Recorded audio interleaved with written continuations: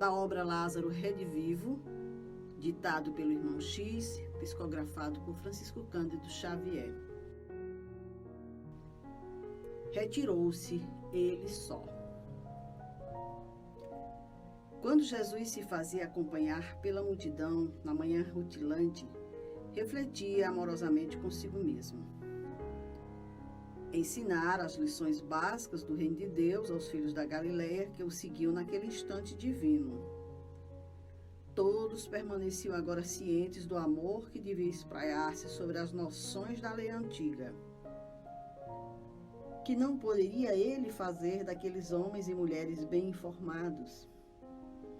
Poderia, enfim, alongar-se em maiores considerações relativas ao caminho de retorno da criatura aos braços do Pai.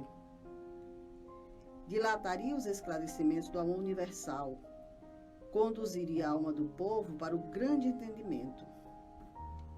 Decifraria para os filhos dos homens os enigmas dolorosos que constrangem o coração. Para isso, porém, era indispensável que compreendessem e amassem com o Espírito.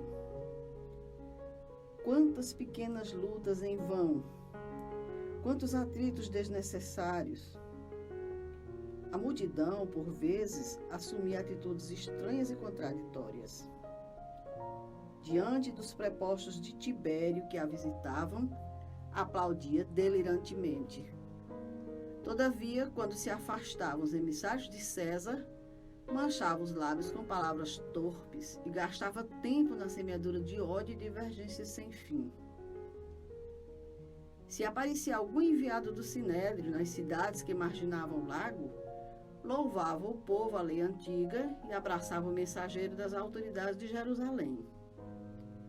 Bastava, entretanto, que o visitante voltasse as costas para que a opinião geral ferisse a honorabilidade dos sacerdotes, perdendo-se nos desregramentos verbais de toda espécie. Oh, sim, pensava, todo o problema do mundo era a necessidade de amor e realização fraternal. Sorveu o ar puro e contemplou as árvores frondosas, onde as aves do céu situavam seus ninhos. Algo distante, o lago era um espelho imenso e cristalino refletindo a luz solar. Barcas rudes transportavam pescadores felizes, embriagados de alegria na manhã clara e suave.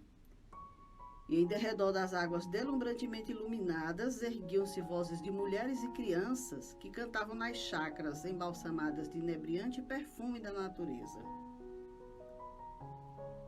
Agradecia ao Pai aquelas bênçãos maravilhosas de luz e vida e continuava meditando.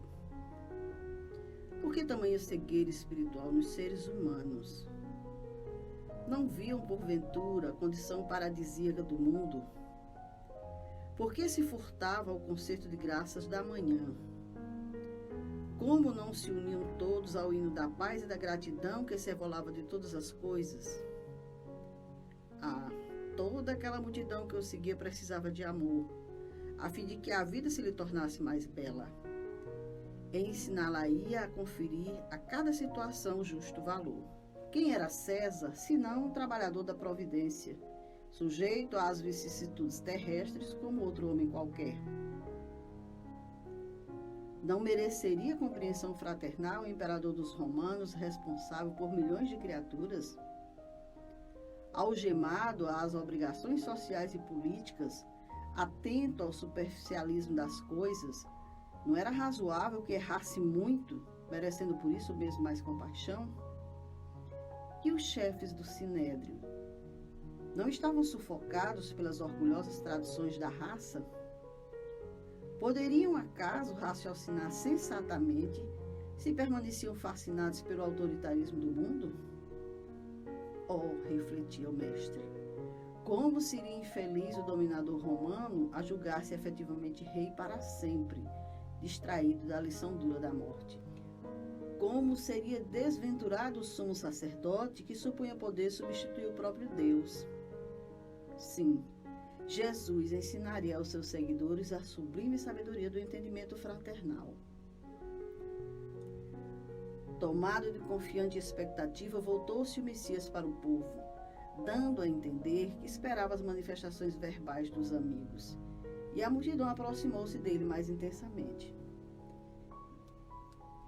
Alguns apóstolos caminhavam à frente dos populares em animada conversação.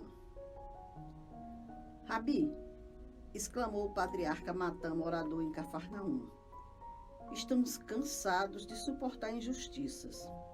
É tempo de tomarmos o governo, a liberdade e a autonomia. Os romanos são pecadores devassos em trânsito para o mundo todo. Estamos fartos, é preciso tomar o poder. Jesus escutou em silêncio. E antes que pudesse dizer alguma coisa, Raquel, esposa de Jeconias, reclamou asperamente. Rabi, não podemos tolerar os administradores sem consciência. Meu marido e meus filhos são miseravelmente remunerados nos serviços de cada dia. Muitas vezes não temos o necessário para viver como os outros vivem. Os filhos de Ana, nossa vizinha, adulam os funcionários romanos e por esse motivo andam confortados e bem dispostos. A revolução, clamava Esdra, um judeu de 40 anos presumíveis, que se acercou desrespeitosamente como adepto apaixonado, concitando o líder prudente a manifestar-se.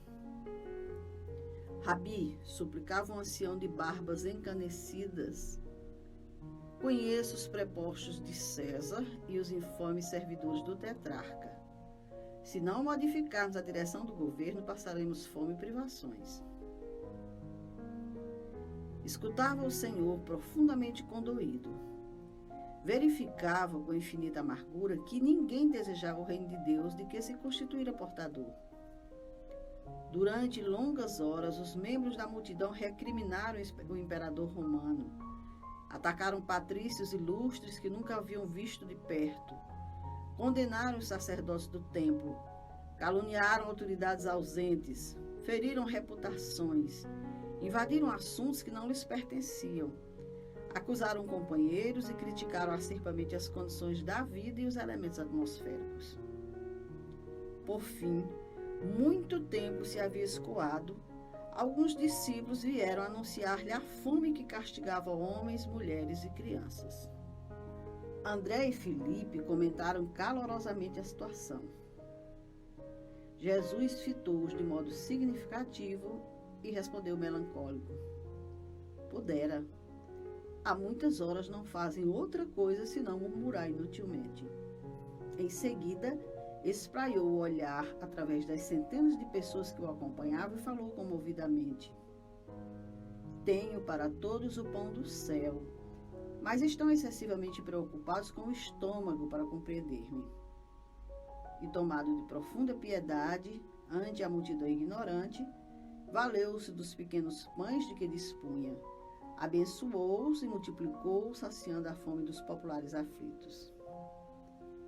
Enquanto os discípulos recolhiam o sobejo abundante, muitos galileus batiam com a mão direita no ventre e afirmavam: Agora sim, estamos satisfeitos. Contemplou-os o mestre em silêncio, com angustiada tristeza. E depois de alguns minutos entregou o povo aos discípulos e, segundo a narração evangélica, tornou a retirar-se, ele só, para o monte. Mais uma parábola narrada pelo irmão X, que traduz o cenário atual das nossas vidas. Continuamos voltados às mesmas preocupações, às mesmas necessidades, carentes de alimento material, nem um pouquinho dispostos, ou muito pouco dispostos, à aquisição desse alimento espiritual, desse reino de Deus que Jesus nos trouxe. Pensemos nisso. Um bom domingo e até o nosso próximo Diálogos com Jesus.